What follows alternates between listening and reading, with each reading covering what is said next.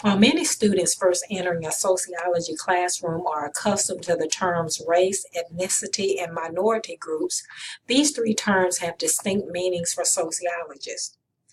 The idea of race refers to superficial physical differences that a particular society considers significant, while ethnicity describes shared culture. The term minority groups describe groups that are subordinate or that lack power in society regardless of skin color or country of origin. Race is fundamentally a social construct. Ethnicity is a term that describes shared culture and natural origin. Minority groups are defined by their lack of power. Stereotypes are oversimplified ideas about groups of people. Prejudice refers to thoughts and feelings, while discrimination refers to actions. Racism refers to the belief that one race is superior or inferior to other races.